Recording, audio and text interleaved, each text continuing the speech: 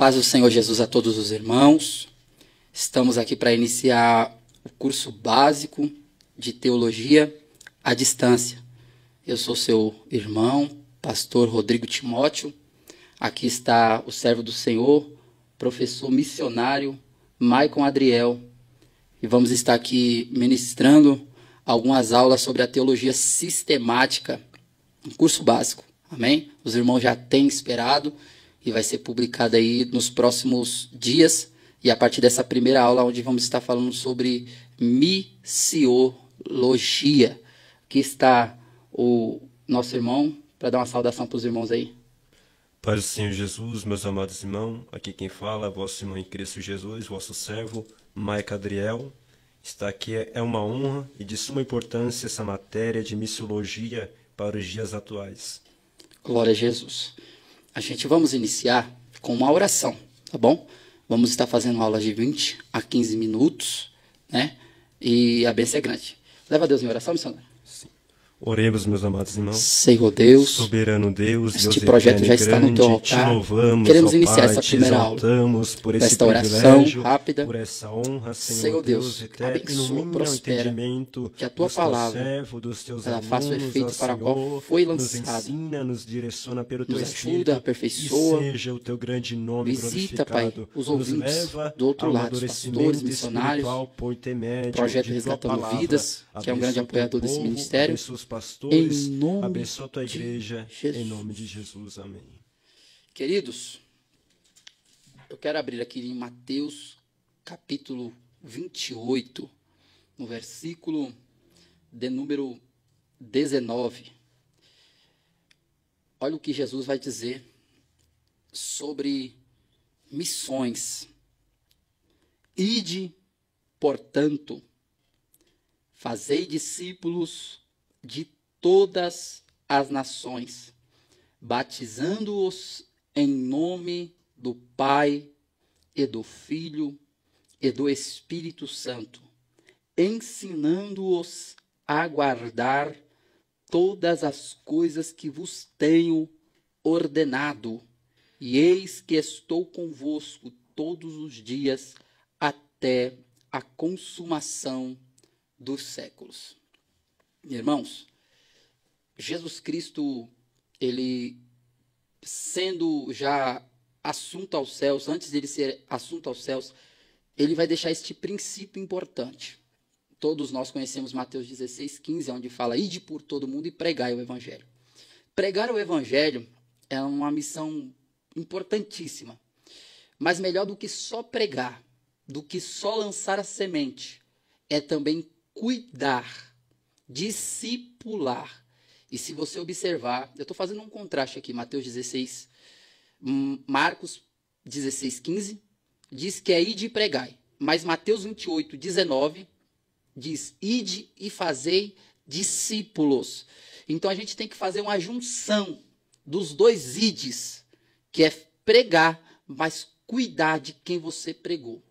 Estávamos comentando que existe uma frase muito importante, que existe muitos obstetras para gerar filhos espirituais, para ganhar almas para Jesus. Existem muitas pessoas que ganham, postam nas suas redes sociais: eu ganhei 100 almas para Jesus hoje. Só que está faltando pediatras, pastores para cuidar das almas que foram ganhadas, para cuidar da saúde daqueles que, quando agora foram gerados, quando nasceram, agora precisam de ter uma maturidade. Essa maturidade ela vem por intermédio do ensino da palavra constante. O que o senhor tem a dizer sobre isso?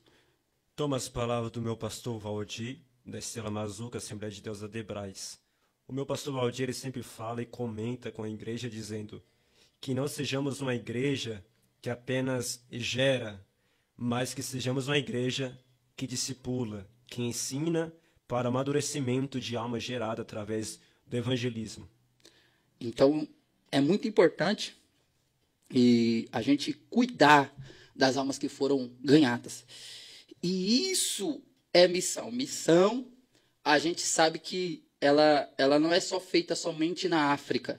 Tem muitas pessoas que querem fazer missão na África, que querem ir para Israel, mas que não fazem missão na sua própria vila, cidade, estado. Missões também se faz aonde você mora. Um grande princípio para a gente poder fazer missão lá fora é se a gente faz missão aqui dentro, se a gente evangeliza na onde a gente mora. A gente usa um mapa geográfico quando a gente vai ministrar, isso é comum dos pregadores, a falar que Jerusalém é o lugar local onde você se enche. Porque para você poder ir para Samaria, Judéia e até os confins da terra, que aí já é algo transcultural, é onde você avança, já não é mais a sua cidade, você tem que primeiro ser cheio em Jerusalém, que foi o que Jesus disse em Atos capítulo 1, versículo 8. Ficai, permanecei na cidade, até que do alto sejais revestido de poder, até que do alto sejais revestido do Espírito Santo. Tem um princípio importante aqui. Porque o Espírito Santo, ele só vai descer, vai usar e vai direcionar a pessoa para sair se ela estiver cheia, primeiramente, e se ela estiver em obediência à palavra do Senhor. Mas como que ela vai estar em obediência a essa palavra? Primeiro ela tem que ser discipulada. Os discípulos só receberam ali, irmão, porque eles passaram por um discipulado, passaram por um processo de 3 anos com Jesus Cristo. É verdade? Perfeito. E a grande verdade também, pastor Rodrigo, que fazer a obra missionária, fazer missões, evangelismo, não é de qualquer maneira. E tem um combustível. Interessante notar que quando Cristo fez essa promessa em Atos capítulo de número 1, para os discípulos ficar em Jerusalém até que do alto seja revestido do poder, para assim cumprir o ide, era necessário os irmãos estar reunidos em um só propósito, unidos em oração, buscando o cumprimento dessa promessa, pois a promessa, ser cheio do Espírito Santo, é que nos leva e avante, ou seja, não é somente pregar, não é somente evangelizar, não é somente ensinar. O maior agente de missões se chama amigo Espírito Santo. Louvado seja Deus. Isso é muito forte. A gente observa que para a gente poder curar, a gente tem que ser curado. E só quem sabe se a gente estamos curados, pasme, meus irmãos, não é eu e não é você. É o amigo Espírito Santo de Deus. O apóstolo Pedro queria ir beber um cálice. Bateu no peito e falou, vou beber um cálice agora com Jesus. Todas as ovelhas vão se dispersar, mas eu aqui não. Todos vão te abandonar, mas ele falou, eu vou contigo até a morte. Jesus olhou para ele, tu vai me negar 3 vezes, homem. Porque o homem acha que se conhece. Aí Jesus, ele permite um processo na nossa vida para mostrar para a gente que a gente não sabe de nada. A ponto de que quando chega, Jesus vai restaurar o ministério de Pedro, quando Jesus já é ressurreto, Jesus, ele fala para Pedro, Pedro, tu me amas? Pedro fala, Senhor, é o Senhor que sabe de todas as coisas. Pedro podia falar, Senhor, eu te amo, eu vou por ti até a morte. Porque quando Jesus pergunta, Pedro, tu me amas? Jesus está falando, tu me ama com amor ágape. E o amor ágape é o quê? É o amor sacrificial. Quando Jesus pergunta para ele se tu me amas, Jesus está falando assim, agora eu quero ver se tu está preparado para dizer que você não sabe de nada. Aí Pedro vai falar, Senhor, é tu que sabe, eu não sei mais de nada. Há uns dias atrás, eu falei para o Senhor que eu ia contigo até a morte. Mas hoje eu não tenho coragem mais de falar isso, porque eu falei o que eu não podia fazer. Porque eu não me conhecia, o Senhor já me conhecia. Então, o que eu tenho para falar para o povo? Missionário Maio. É que a gente tem que esperar a ordem do Espírito Santo, porque só ele sabe se a gente está capacitado, preparado para fazer a missão. Perfeito. Interessante sobre isso, que o amor bíblico, que muitas pessoas não reconhecem, o amor bíblico não é um amor romântico, um amor de sentimento, é um amor racional, de sacrifício, é um amor de ação e de atitude. Eu queria deixar uma palavra sobre tudo isso que nós estamos comentando aqui. Aqui em Mateus, no seu capítulo de número 12, o primeiro convite de Cristo é sobre o jugo de Jesus. Primeiro Jesus fala, Mateus 12, versículo de número 28. Vinde a mim todos os que estáis cansados e oprimidos, e eu vos aliviarei.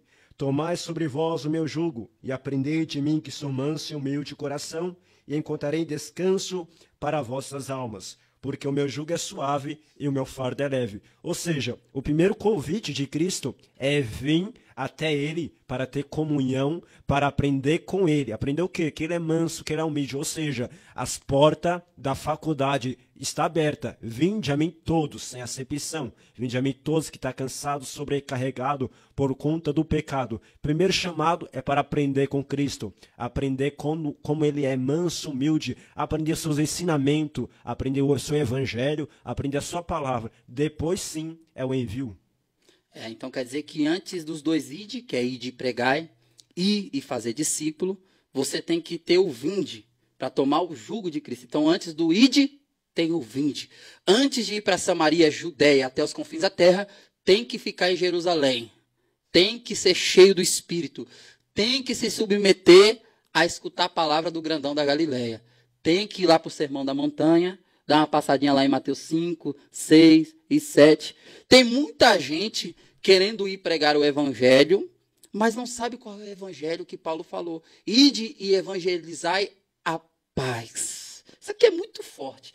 Calçai os vossos pés com a preparação do evangelho da paz.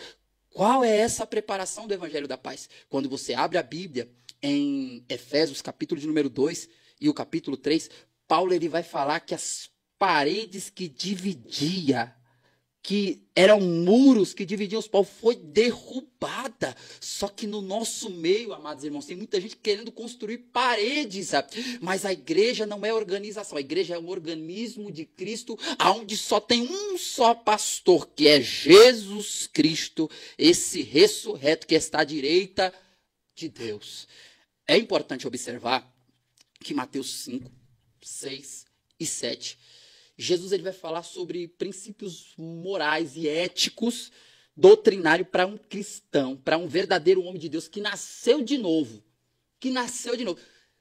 Viver. Você vê se a pessoa nasceu de novo, se ela é um cristão verdadeiro, se ela pratica Mateus 5, 6 e 7. Isso aqui você não vai escutar em nenhum outro lugar, irmão. Isso aqui foi o Espírito Santo que está falando na minha boca. Porque em Mateus 5, ele vai dizer bem assim: meu irmão missionário Maico, se o teu inimigo quiser andar contigo um caminho, ande com ele 2, 3. Quem anda com o inimigo? Esses 3 caminhos. Não anda não, no primeiro já foge, não aguenta. Se o teu inimigo bater numa face, dê a outra. Ninguém faz isso.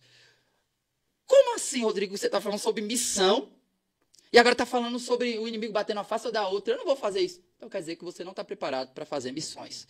Porque a Bíblia diz que Paulo tinha sido preso junto com Silas, e ali havia um homem carcereiro, e esse carcereiro tinha provavelmente prendido Paulo. Só que houve um terremoto, eles louvaram, glória a Deus.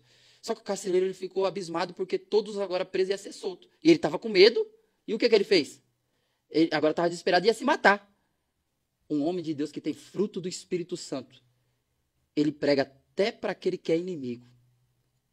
E o carcereiro recebeu uma palavra de Paulo.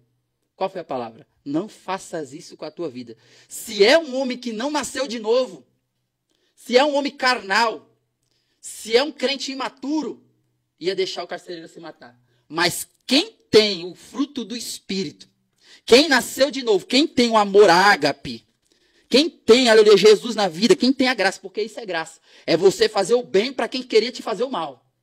Isso é benignidade, fruto do Espírito. É você fazer o bem para o inimigo. É andar 1 milha, andar 2 milhas, andar 3 milhas com quem não te quer bem. Porque eles estão tentando nos atacar, eles estão nos perseguindo, eles estão nos prendendo, mas a gente tem que ter a esperança que um dia eles vão se converter. Que um dia eles vão se tornar servos de Deus. E a Bíblia diz, em Atos 16, que aquele carcereiro, o que aconteceu com ele? Ele se converteu, ele e a casa dele. Aleluia. Isso é evangelho. A gente vai ter que suportar perseguição, calúnia, difamação. Vai ter que liberar perdão. Se você não pratica isso, desculpe, você não é cheio do Espírito. Tem que permanecer em Jerusalém até que do alto seja cheio. E eu tenho mais a falar sobre isso. Mas o que o Senhor tem a